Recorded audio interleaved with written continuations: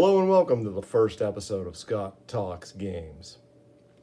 On this channel, a sister channel to my Scott Reads Comics videos, my plan is to talk about games that I have worked on or other folks' games that I like. So I will be starting with this first episode discussing my newly released 2D Delves solo and co-op fantasy skirmish adventures game. This game was the product of about 4 months of pretty intense work. Once I decided on doing it, once I settled on it, I kind of got to work on it. And I always work from some previous game or from a discarded idea. I often work that way. So I was looking through some previous attempts to revisit my Goal System Delves book that I did 12 years ago, and I stumbled on some D66 tables that I had been working on a few years ago for another project and repurposed those into this game, and things kind of just went from there. Originally it was going to be a 3x6 system like Super Skirmish Gaming, but I ultimately decided I wanted to try to simplify it even further and use a 2x6 system similar to Traveller and Barbarians of Lemuria and some other fun 2d6 systems that are floating around out there now in the ether. Influences on for this game, of course, were my own work years ago, but also I've been playing a lot of Kelsey Dion's Shadowdark, and I write about this in the afterword. It's no secret. It's a big influence on me in this venture as well. And I kind of just coalesced some of the things I was enjoying running Shadowdark for my group here in Pittsburgh into a skirmish miniatures game that fit my own style of skirmish miniature play as it's evolved over the years.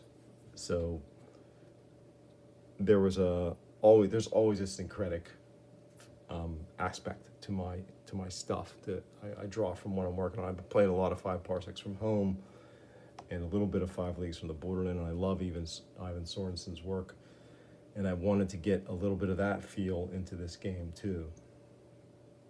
So we'll talk about that as I page through it. Now, a word on editions. This is not in print yet. This is my own print. I've done 2 print versions of it, both spiral bind, because that's what my local printer can do for me. There will be a print-on-demand version from Drive-Thru coming up in the next few weeks. I also plan to do a Smythe Zone binding version that's going to be a very short print run, maybe 50 to 75 books total.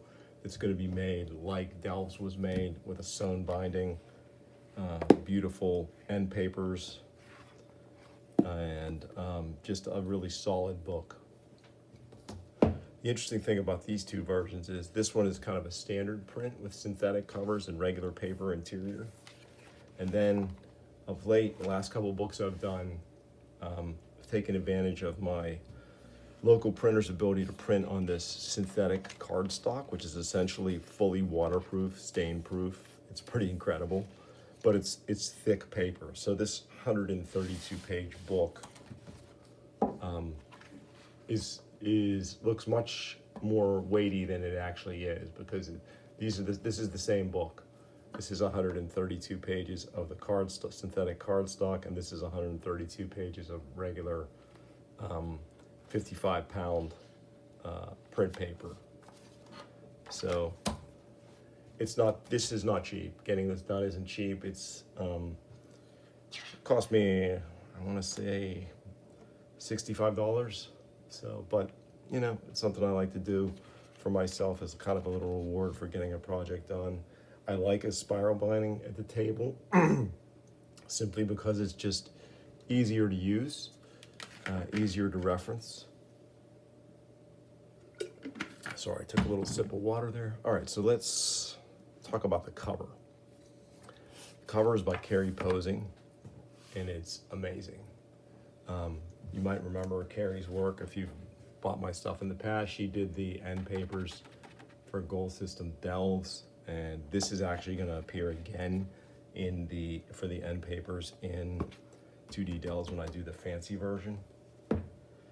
This is a Carrie posing cover. Like I said, she has obviously leveled up since doing that last piece, even though I love it. I love this an order of magnitude more. It's totally awesome. It's got a little bit of a Peter Mullen vibe to it.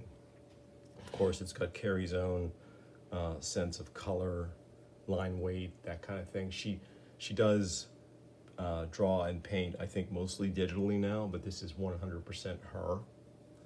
And it is totally incredible, and I love it. It just transports me. It's really, really cool. So I had settled on a different cover prior to this one, but for reasons I won't really get into here, I just decided I wanted something different for the project. So this is what I went with, and I love it. And I thank Carrie for being such a pro getting it done. If you ever need anything, hit me up. I'll give you her contact information. She's just a tremendous artist, and she should work more in this industry. So we got the title page, obviously. Todd did an amazing job, designed our logo. Kind of a callback. This logo is a callback to Goal System Delves, very much so, but it's its own thing now too, which I really like. So good job, Todd, on the logo. Interior art, of course, talked about Carrie on the cover already. I brought most of my usual crew here along with me. One of my best friends, Jan Anarella, great artist. William Henry Cadell, tremendous artist. I love his silhouette work. He's done it in a number of books for me now. He just keeps getting better. Joe Dragovich, longtime friend, now living in the UK.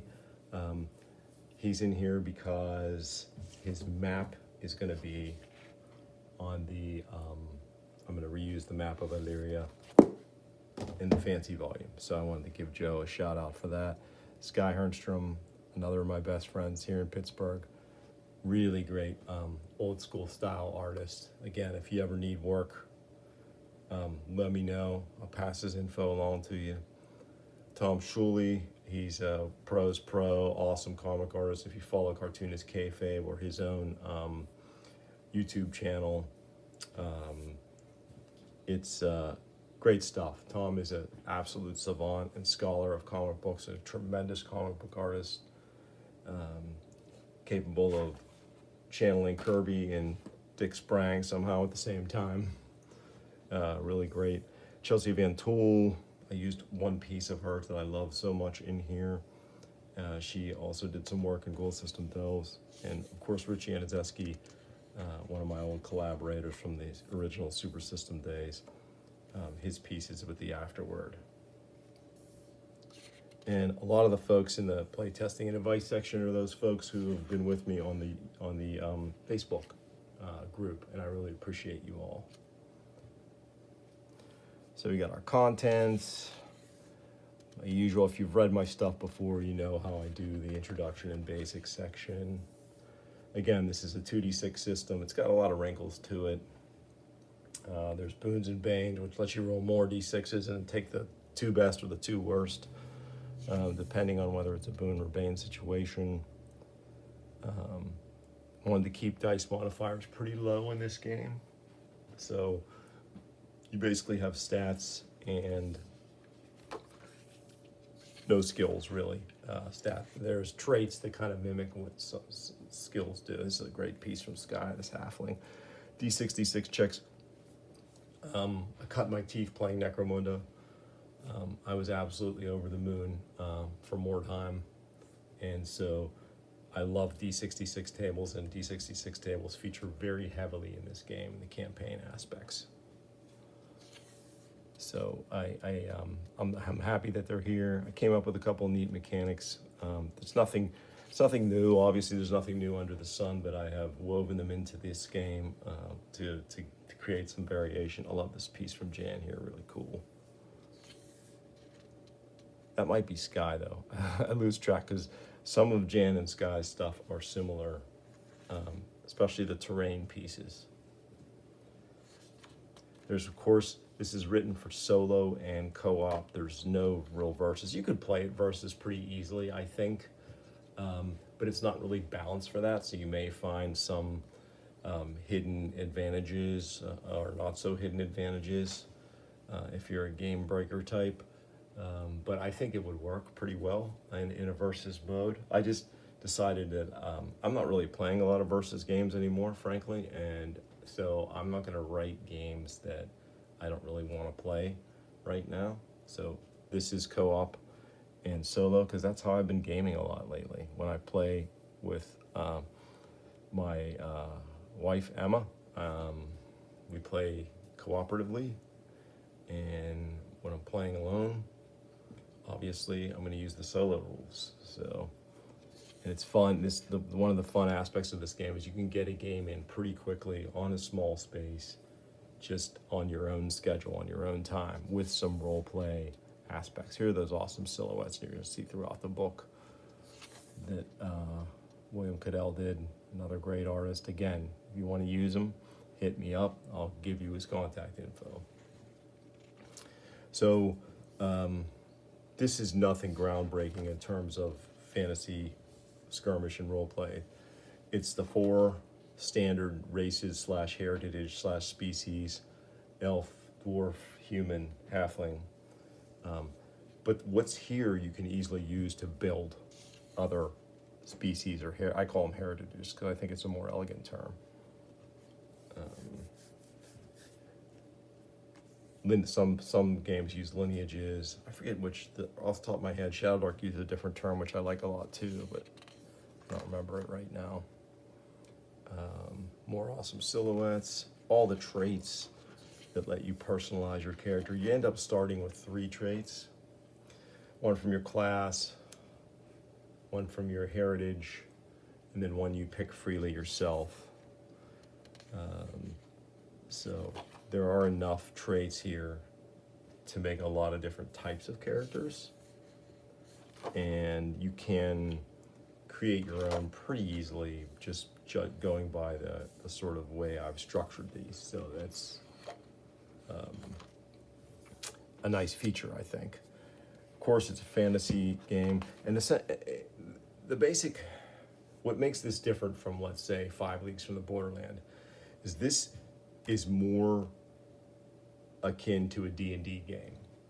And whereas Frostgrave and 5 Leagues from the Borderland, you're kind of more of a Mordheim situation there, where you have a group of ragtag explorers, adventurers, whatever. This heals more closely to a D&D setup, where you have a mage, you have a priest, you have a fighter, you have an expert. In my game, it's called the Expert. So you're getting that D&D feel. Could you run a party that has 4 experts? You could, yeah, but you may find you're at a disadvantage in some situations without that magic or that healing that the priest can bring. Could you reskin all of this stuff? You certainly can. There are magical backlashes. You can cast spells as often as you want until you fail, and then you can try to cast them again, and it becomes really dangerous after that point. Spells are either versus a static target number, where you roll, again, the core system is you're rolling 2d6, you're adding a modifier, you're trying to match or beat a target number, and it's all player facing. Since it's solo and co-op, you never have to roll for the opposition. They always have a target number assigned to them. But I do have a system in here where you can create variation using a deck of simple playing cards to give that extra. The spells are more I think more than 30 spells, covering most of the greatest hits of fantasy roleplay. There's that Chelsea Van Tool piece I love so much. Another Jan piece there, really cool. Another Williams silhouettes. There's rules for weapons and gear. There's rules for encumbrance. I think it's all pretty elegant, not real heavy, easy to kind of work in, and then falls into the background when you don't need it. Weapons are specific enough without being too, I think, dense or weighty in application. Armor too, there's basically two types of armor, light and heavy, and there's shields are woven in there. There's rules for other gear. I have an extensive treasure section that I basically placed here because I felt like it was just a good spot for it. And that includes, of course, a bunch of magic weapons, and there's a lot of random tables in this book, and the idea is, you can pick from the list if you wish, but it's often more fun to roll and see what you get randomly as you come across stuff in your adventures. This is something I put in a week and a half after the book was released, because I realized, we need a character creation summary. And just to show you a little bit of how the sausage is made sometimes, this is the original page without the character creation summary. So I basically wrote a character creation summary that I knew Todd could fit into this nice, conveniently empty spot here. And so at the end of chapter 2, you have an awesome character creation summary where that basically, this is what you need to have when you make your character. This is what your character gets. And then here's an example, complete character right there. Great piece from Delves that I brought, Goal System Delves that I brought into 2D Delves. Tom Schule's awesome dungeon fight scene. Couldn't resist using that again. So again, if you've read my games, you kind of know this flow is going to be similar with I may obviously always tweak it, always add little things. This features my chit-based initiative, which you could use cards if you wanted to too. Someone pointed that out, but the reason I like little numbered chits is because they fit easily on the table, or they fit easily on a side table with your character cards where you're tracking everyone. It also creates a situation where you have a fog of war built into the initiative system because you don't know who's going to go first in a turn, which is really perfect for solo co-op. Any models can be based any way you want. All the different actions, non-combat actions, section on invisibility because it can be so important in a game like this. Darkness, this is something that I was inspired to add, but from my playing of Shadowdark, none of your characters are darkness adapted, so when you randomly set up your scenario, you can just do this if you want to challenge yourself. You can have a situation where it's completely dark. Your characters are relying on torches. It's going to cut down on ranged attacks dramatically. Certain monsters will attack your light to try and deprive you of your torch. So darkness can be a huge factor. Of course, we have our combat section, another great Tom Schule piece there. Rules on stat damage. I had to use the garbage beast picture from Jan that he did for Goal System Delves. Again, it's so beautiful. Just really great old school techniques Jan employed here on this one, including some screen tones, I think. Nice William Cadell silhouette piece there. Common conditions, I like to highlight those out in a box so people can grab them easily. Another Schule piece there. Range combat, of course.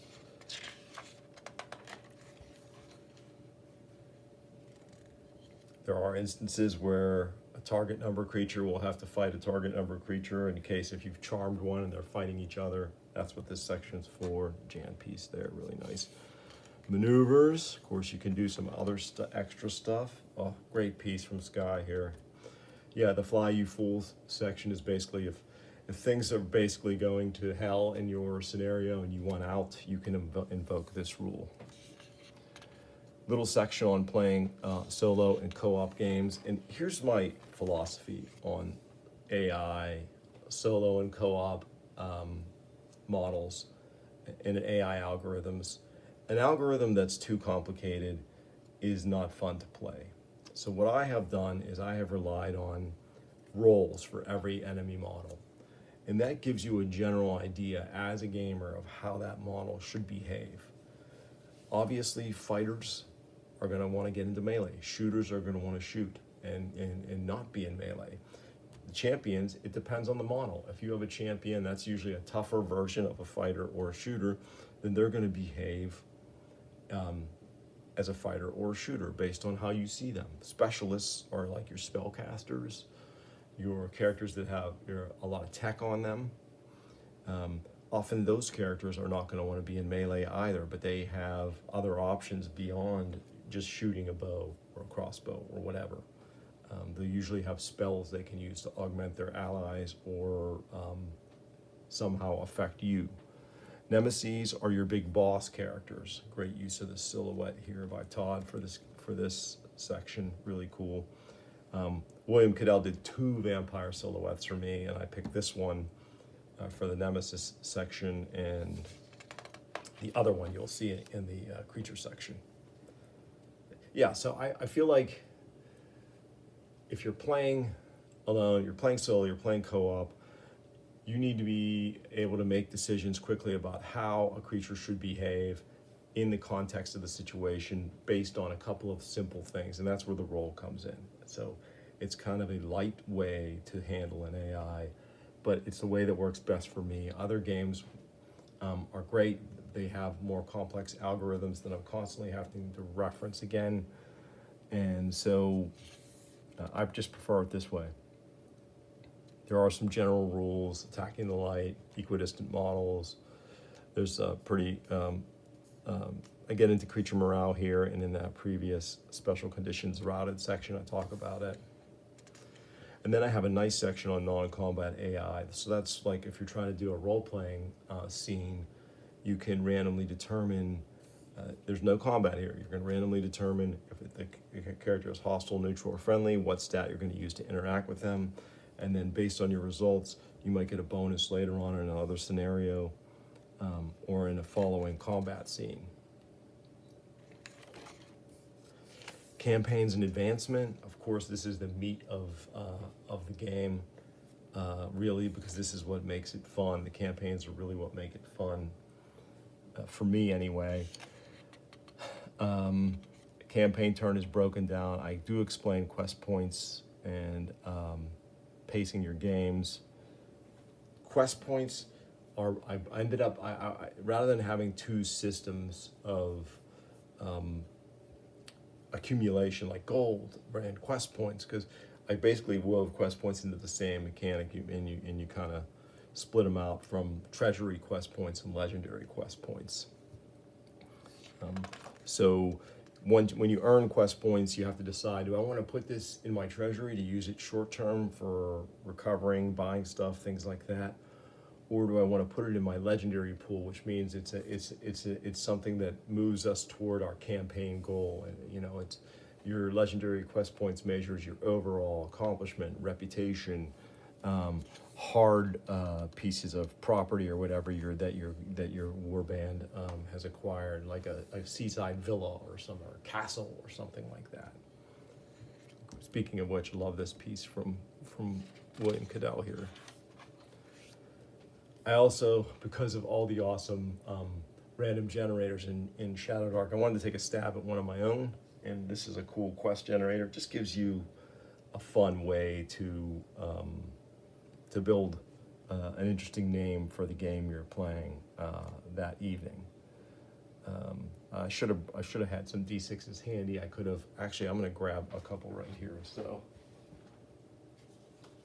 Excuse me for a second as I just dropped one on the floor. So we'll just roll here. We'll say I'm rolling on row, well, let's just roll randomly, 6. So row C. So 5 is unlock the, I rolled a 2, Burning Bridge to the Elves' Greatest Folly. Unlock the Burning Bridge to the Elves' Greatest Folly. So you can use that to build, you know, your idea for the upcoming game. You can then move on and you can randomly generate your battle. So you don't have to go into this with anything in your mind. You can, this thing will plan, this system will plan the whole thing out for you. First, though, there's a pre-battle where we get our first of our D66 tables, which is a journey table. If you decide, I have rules, you can move around on a hex map if you wish. You can skip this journey section as well and continue with the pre-battle. You got to pay, starting after campaign round 1, campaign round 2 and forward, you got to pay for your characters. You have to support them. You know, everybody's got to have their haunch of beef and their ale and whatnot. So if you can't pay, you could experience privation. So I threw a little that component in there.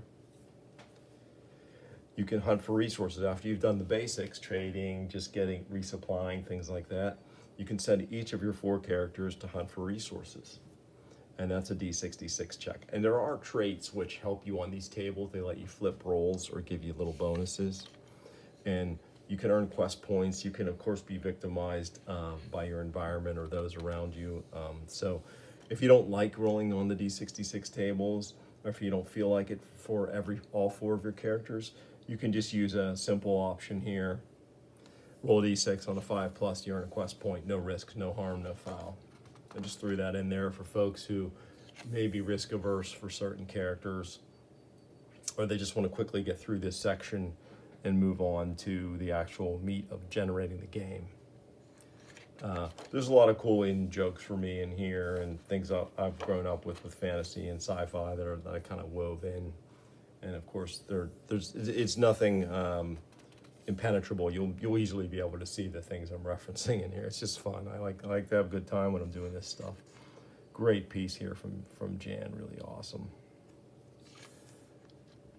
So, and you can send your magic, all 4 of your characters to do this table. But for magical or divine investigations, it's going to be your mage or your priest, and it can do these. And these can be a lot of fun. Again, a D66 roll. Certain traits can affect those. And obviously, on all the tables, the higher you roll, the better. I've kind of built it that way. Then you have your battle set up. And for folks who've purchased Techno Fantasy Adventure and Super Skirmish Gaming, this is very similar to how the games are set up in those, but it's a little more detailed. There's a little more meat on the bones, I think, this time around. Shows you how to set up your terrain, what your main motivation is. You determine the location in the darkness, so you can have an excavation, a raid, a rescue, wherever in any of these locations. And of course, if you have your own terrain in mind, or your own map in mind, because you can just play this on a map if you wish, a 2D map. There's nothing stopping you from doing that. It's really easy. You can, if you have your own map in mind, you can just pick it and move on. If you don't, you can totally randomly generate it and then build the map from your terrain collection, which I've done quite a bit. It's a lot of fun. And since the game is made to be played on a 2x2 space, or 2x3, or the kind of board you would use with Kill Team or Warcry 22x30, I believe. It works really, you don't need a ton of terrains. You can have a little bit of everything and fill a board pretty easily. You have your environments here, obviously. And I always include that for your 2x2 board, you need to have at least 5 distinct elements, and then you throw in some scatter terrain. There's traps, hostile environments, opposition here. There's a bunch of monsters, and we're going to get to those in this book, creatures, foes, or whatever you want to call them, AI models. There's a tier system. It's basically akin to a level system in D&D or other popular games like Shadowdark. This game functions, it creates a suggested foe, number of foes, and level of foes based on the average tier of your party, and you start at tier 1. So, and that's all explained in here. So these tables give you opposition based on your tier, and this one is all anything goes here, this tier 5+. This is where the really deadly foes are. But you can also just use your own collection of models and just make up a roughly equal group of enemies. But then you roll on the encounter balance table, and you can end up facing far more than you bargained for, and that's just the roll, the roll of the dice, literally, on how that can happen. You can actually end up with an advantage. You're most likely on this table to end up with an even strength battle, which would be what's set out here. I had to, in the universe of fantasy, there are so many monsters that we've come to know and love. I had to I couldn't have every monster in this book. There's over 50 in here. So I kind of had to make some hard choices. But it's so easy to reskin these and make monsters in this system that I don't think you'll have any problem moving forward, making your own stuff. And models are placed based on the scenario, but there's also, they start a random distance from your party, which is cool. I like that, again, fog of war aspect. And certain characters, character types, enemy types like the Nemesis and the Specialist get +1 to this roll. So they're never going to start within 6 inches of your party. So they'll always be further back directing things or using their special abilities. And again, on a 2x2 board, you're going to get to grips pretty quickly. The action is meant to happen pretty quickly. Another D66 table, weird events. You roll once everything is set up, you roll for weird events. Crazy stuff can happen. Of course, it all starts off at number 11, Reign of Blood. And, you know, the higher you go, the more chance you have of an advantageous outcome on here.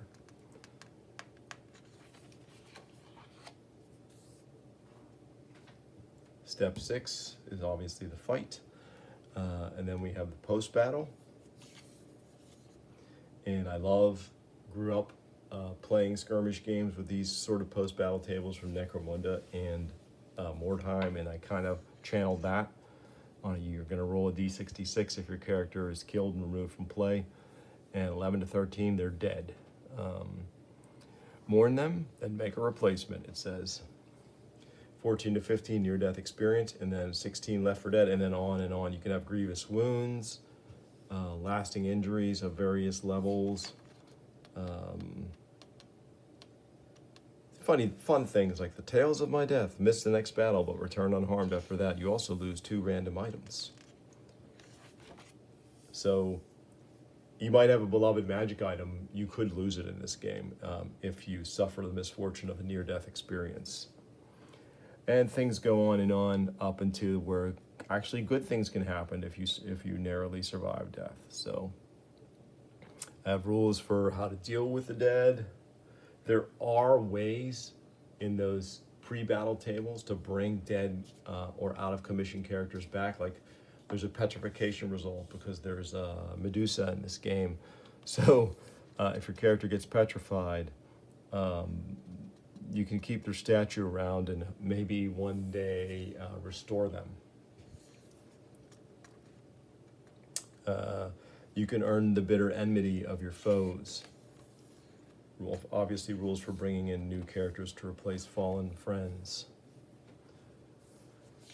I wanted to make experience simple in the game and easy and not require a lot of headspace. So basically, if every 2 battles your character survives, they earn an advance. Advancements are random. Could you pick from this table? Yes, and I even say here you can pick right here non-random advancement if you wish. I just have a little advice in there about that. But I prefer random advancement. I think it's fun. It takes away from min-maxing. And really just, I think just makes you develop more interesting characters. Because you can't always control your experiences and how they affect you.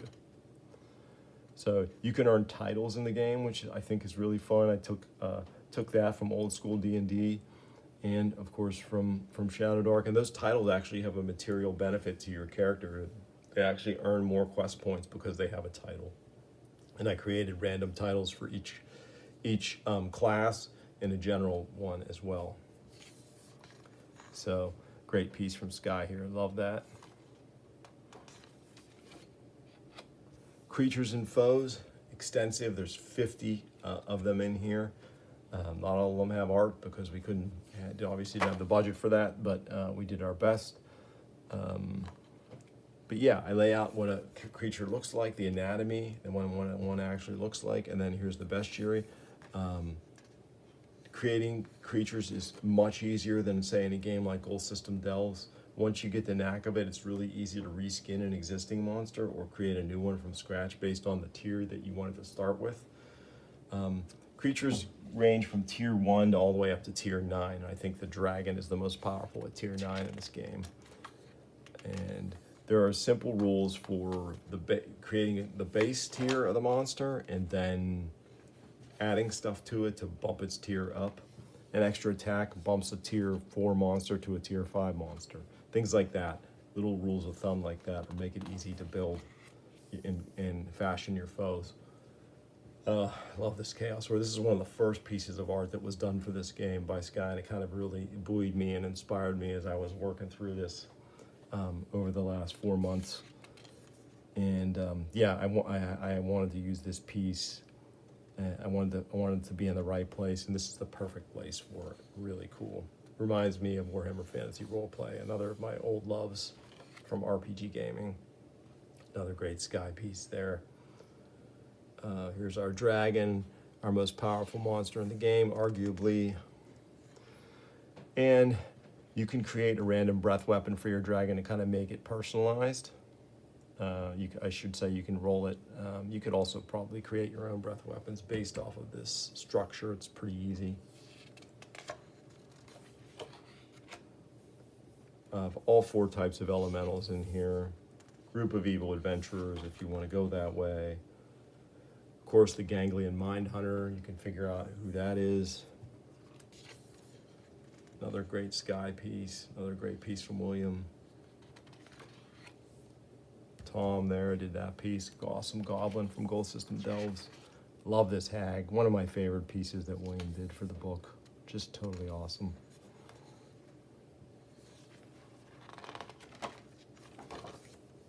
Got some of your classics. Kobolds, Lizard Folk. The Malefic Meringue is basically your rolling protoplasmic monster. Manticore is a classic. Mantelbat is kind of one of those creatures that can create darkness. There's our Medusa. Oni Mage, that might be my favorite piece of art that William did. Ogres, Minotaurs. The Ovoid Eye Beast, I had to bring him back from Gold System Delves. We have our own unique spin on that. Really well done by William. His skeleton is great. The Shambling Heap is like a giant plant monster. There's our vampire piece. Love that troll, water elemental. Let's finish up with the zombie. Oh, and one illustration, like a tier 1 worth of zombies is actually 4 models. So that's how I've worked out. And again, that's nothing innovative. That's straight from D&D 3.0, 3.5, whatever. But it works. Some models like Troll are tier 4 on their own. Just one Troll is tier 4. A giant spider, tier 1, but you get 2 of them. Your vampire, tier 6, pretty dangerous, pretty powerful. Ovoid Eye Beast, tier 8, so you can see it goes all over the map. And I have the creatures broken down by tier here. Finishing up, we have an appendix with a quick rules reference. A fairly robust index that I built once the layout was done.